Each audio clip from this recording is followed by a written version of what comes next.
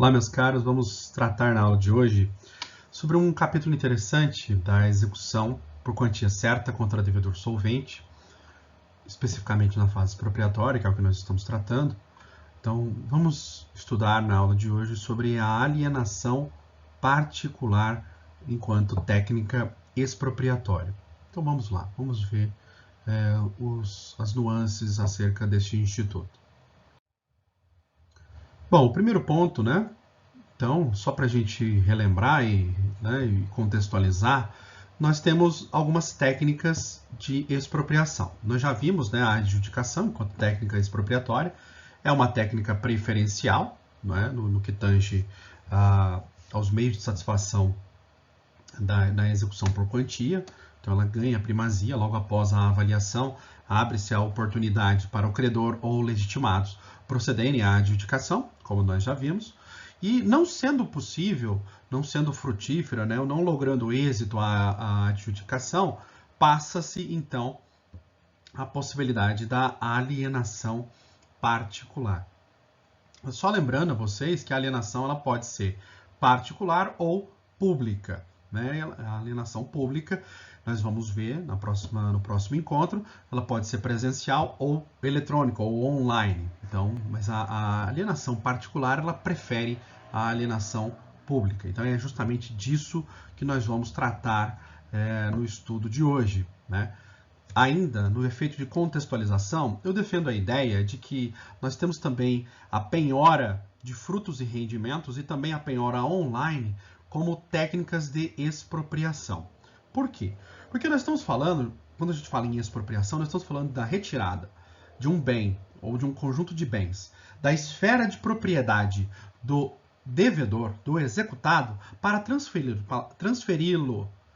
esse bem ou esses bens para terceiros ou para o credor. Então, como há um processo de transferência forçada de bens do devedor para o credor ou para terceiros, então isso é a essência da expropriação. Então, também eu posso incluir dentre as técnicas expropriatórias a penhora de frutos e rendimentos, por exemplo, penhora de aluguel, nós vamos ver, e a penhora online, que nós já vimos, né, que já consta aqui no canal o estudo da penhora online. Então, eu trabalho com essas perspectivas. Se você for analisar o Código de Processo Civil, né, o que nós vamos estudar hoje é o artigo 880. Se você for analisar o Código de Processo Civil, ele só vai tratar, no capítulo das técnicas de expropriação, apenas a adjudicação e as alienações. Só. Mas, tendo em vista a essência, o que vem a ser expropriar, que é retirar da propriedade do devedor para transferência, né, para terceiros ou para o credor, para o adimplemento obrigacional, então eu também estou incluindo a penhora de frutos e rendimentos e a penhora online. Uma outra contextualização que é interessante, no âmbito do CPC de 73, essa penhora de frutos e rendimentos tinha um nome próprio, que era chamado de usufruto judicial, e constava justamente como uma técnica expropriatória. No novo CPC eles mudaram de nome, ao invés de chamar usufruto judicial, eles renomearam como penhora de frutos e rendimentos. Então, é uma curiosidade bastante interessante, né? Por isso também que eu estou colocando aqui o antigo usufruto judicial, que constava nesta ordem que eu estou colocando aqui para vocês. Constava aqui, então, como técnica expropriatória, eu estou reinserindo, só que como um nome de penhora de frutos e rendimentos, que é o nome que foi adotado pelo Código de Processo Civil, e nós vamos destacar uma aula sobre isso, ok? E a penhora online nós já estudamos, já fizemos um estudo disso. Então vamos prosseguir então no estudo específico da alienação particular na aula de hoje. Bom, a alienação particular, então, ela está prevista no artigo 880, né, um artigo bastante simples, e ela pressupõe que deve haver o requerimento. Pela análise do dispositivo, deixa entender que o requerimento é feito pelo exequente.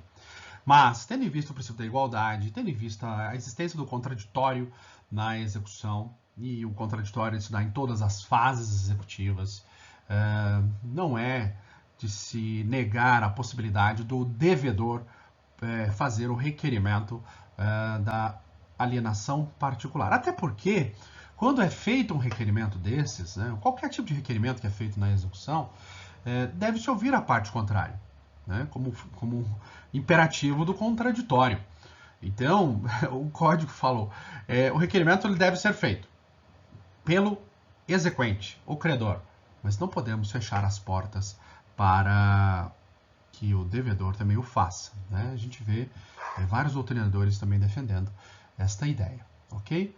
Então, e esse requerimento da alienação particular, então, ele vai se dar caso seja infrutífero a realização da adjudicação, caso não haja interessados na adjudicação, não é?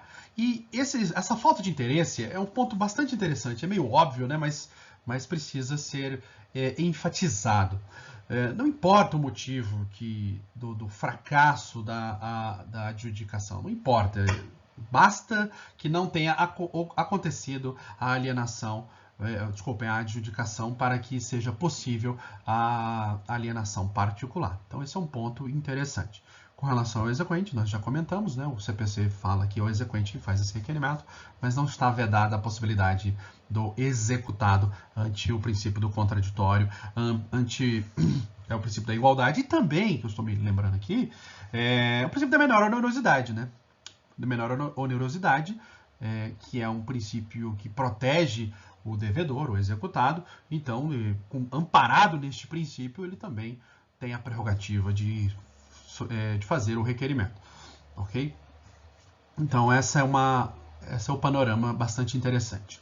Bom, feito esse requerimento, né, da alienação particular, então quais são as opções que podem se dar ao interessado, né? Então, já que o exequente é executado, então o interessado ele pode ter quais prerrogativas, né? Então, pode ser por sua própria iniciativa, ou seja, o exequente, né, o credor, por sua própria iniciativa, ele pegar o bem que foi penhorado e tentar vendê-lo no mercado, né? É perfeitamente possível. Nós temos vários sites hoje que propiciam a venda de imóveis, venda de automóveis, né, motos, enfim. Né? Hoje em dia na internet você encontra de tudo, vários sites que propiciam a venda por as mais diversas formas, né? E os mais diversos tipos de bens. Então, é possível, então, a essência desse instituto é que ele seja feita pelo próprio interessado, que a venda seja feita pelo próprio interessado. Por isso que é chamado de alienação particular, não é? Então, que se dá geralmente pelo credor. O credor, por sua própria iniciativa, tenta vender o bem no mercado. Pode se dar também por intermédio de um corretor, né? Por exemplo, imóveis, né? Claro que o corretor ele tem uma cadeia de contatos muito maior, né? Um aparato estrutural melhor, né? Então ele está acostumado, ele sabe quem são os clientes, ele sabe o mercado, o nicho, né, de atuação. Então é possível também que se dê por intermediação de um corretor de imóveis, né?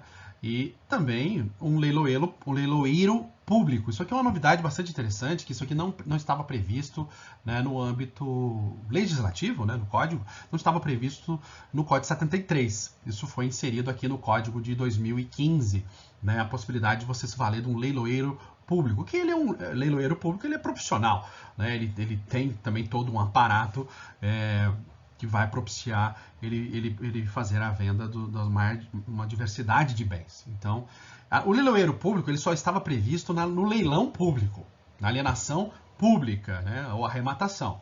A presença dele só se dava lá, naquela modalidade.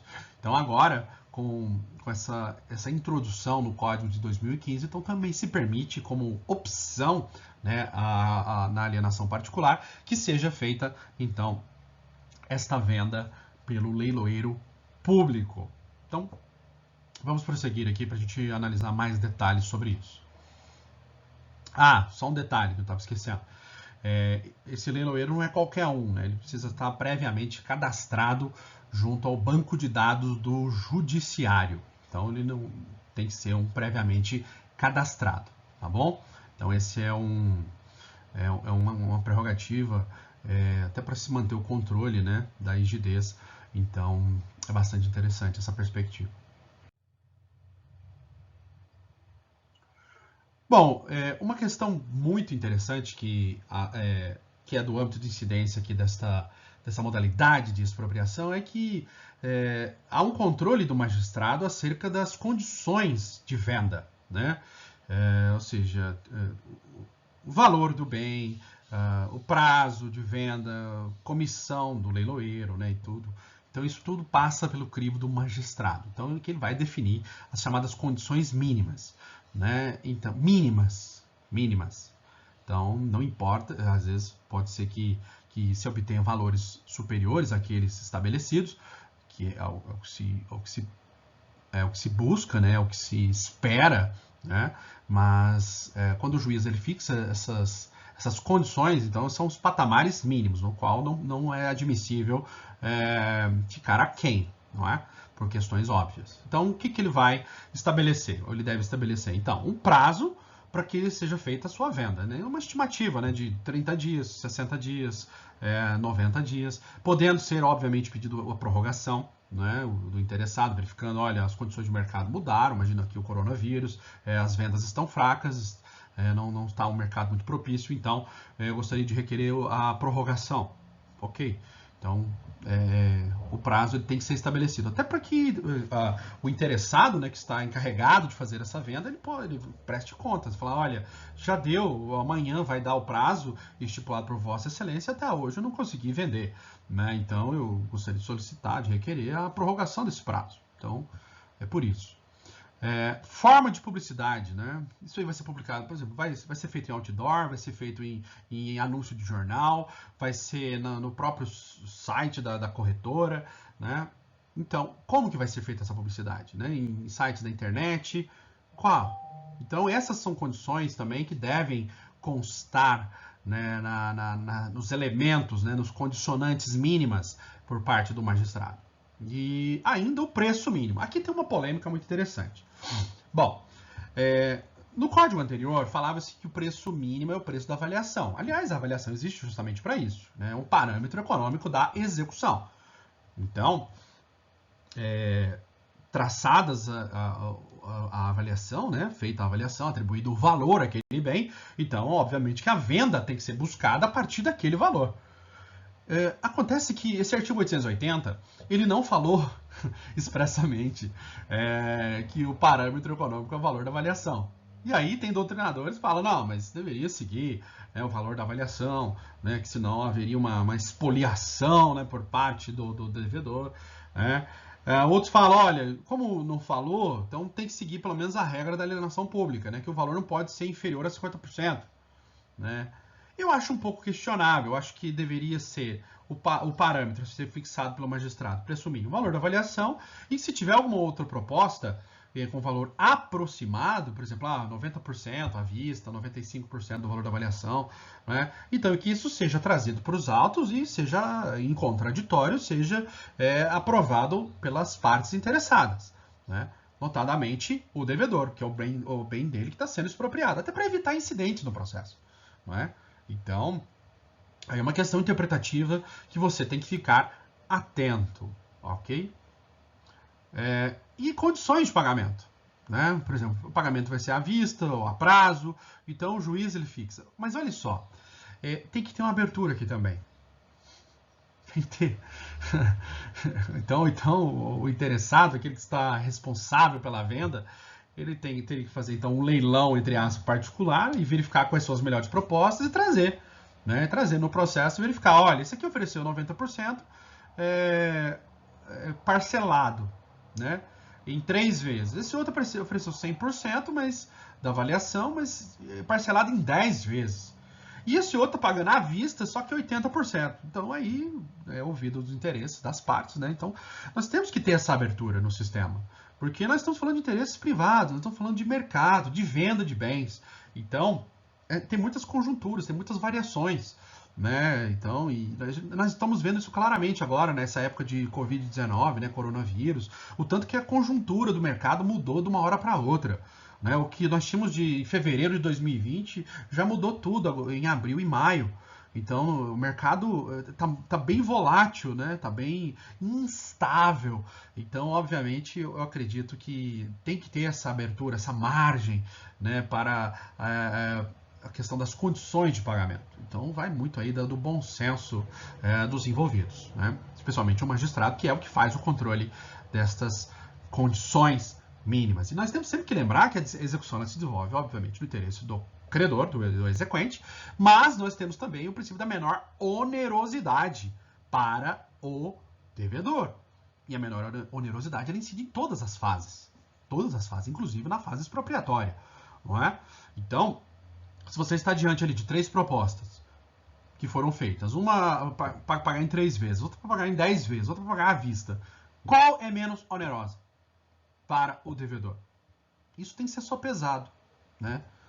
Então, isso é um ponto interessante para você mentalizar. E é uma outra questão interessante também, né? Se for feito o pagamento parcelado, deve-se exigir garantias a serem prestadas nos autos.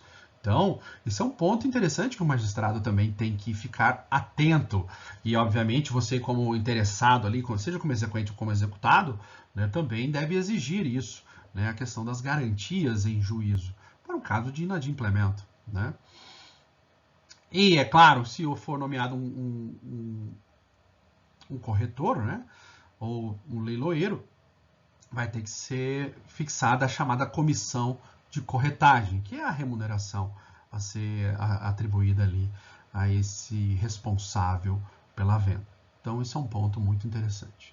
Esse valor, esse percentual, vai ser abatido depois, né, do valor da execução, tá? Então, ele integra, né? Então, vem bem feito por 100 mil. Tem mais, por exemplo, corretagem lá de 4%, 5% que vai para o corretor, né? Então, isso também vai ser extraído, né, da venda do bem, tá bom? Então, esse é um ponto muito interessante aqui, que esse controle é feito pelo magistrado e, obviamente, todas essas condições, todas essas nuances devem ser desenvolvidas em contraditório, ok? Então, vamos prosseguir. Tem mais algumas coisas aqui para a gente analisar, alguns pontos laterais. Bom, para a gente terminar, então, essa abordagem sobre alienação particular, vamos ver, então, a questão do termo de alienação. O termo de alienação, caso haja, então, a venda do bem, então, né, é confeccionado termo, né, que é feito pela secretaria, onde tramita a execução. Então, se eu falar em palavra termo, né, termo de penhora, termo de alienação, termo de adjudicação, isso é feito pela secretaria onde tramita a execução. E esse termo, né, então, ele consiste nada mais nada menos que a formalização dessa venda, né, e deve vir assinado, então, pelo magistrado, né, obviamente, o exequente, o adquirente e facultativamente, né, se ele estiver presente, também pelo executado, né, não é obrigatória essa assinatura do executado, tá? Então, e aí também nós vamos ter uma carta de alienação ou mandado de entrega, a depender se o bem for móvel ou imóvel. Então, após a assinatura do termo, né, então deve ser feita a entrega do bem ao adquirente. Então, isso vai se dar por carta de alienação, se for bem imóvel, ou mandado de entrega ao adquirente, se se tratar de bem móvel. Então, isso é uma peculiaridade também bastante interessante, né, na instrumentalização aí deste procedimento. E também aqui, né, como em qualquer execução, né, em qualquer fase da execução, melhor dizendo, qualquer incidente que ocorra aqui no âmbito da expropriação, se a parte tiver interesse em recorrer, o recurso idôneo é o de agravo de instrumento. Não é? Nós vamos ter uma aula também sobre embargos de terceiro. Então, nós temos algumas possibilidades de interposição de embargos de terceiro na execução. No caso, por exemplo, de indevida observância, né, da ordem de preferência dos bens, ou que o bem tenha sido, a venda, né, ou a penhora, desculpem, tenha recaído sobre bem que não pertence ao executado, né? Então, nós vamos ver algumas hipóteses muito interessantes acerca de embargo de terceiro. Logo, eu disponibilizarei aqui os meios, né, defensivos previstos na execução, que vamos falar da impugnação ao cumprimento de sentença, embargos do devedor, embargos à execução, embargos de terceiro, e também a sessão de pré-executividade. Aliás, também cabe, né, como matéria de ordem pública, cabe um requerimento puro e simples no âmbito da execução para pedir para chamar o processo à ordem. Então também, caso você não queira ir para uma medida mais agressiva, como é um agravo de instrumento, às vezes você queira chamar a atenção do magistrado, você pode fazer um requerimento puro e simples, né, para chamar a atenção sobre a observância dessas normas de ordem pública. Ok? E para a gente terminar, há um dispositivo ali no 880 que falando que é o seguinte: se não houver corretor cadastrado, né, no âmbito judicial, né, não houver o credenciamento de corretor ou de leiloeiro, é possível a livre indicação por parte do exequente. Então o exequente ele pode indicar alguém da sua confiança, né, para que proceda então esta alienação, ok? E obviamente, como é da essência aqui desta fase expropriatória, há o controle jurisdicional desta indicação, né? Então, que vai se averiguar a idoneidade desse corretor ou deste leiloeiro. Ok, meus caros? Então, esses eram os principais aspectos que nós tínhamos que falar sobre a alienação particular. Foi uma aula um pouco mais curta, né? Mais breve, mas em compensação, o próximo tema é mais extenso, né? Que é o da alienação pública. Nós vamos falar das duas fases, né? A primeira fase, que é o valor da avaliação, a segunda fase, 50%. Vamos falar da alienação presencial, da alienação pela via eletrônica, né? A participação aí do leiloeiro, que é crucial também nessa modalidade. Então, nos aguarde. Logo, logo voltaremos. Muito obrigado e até a próxima.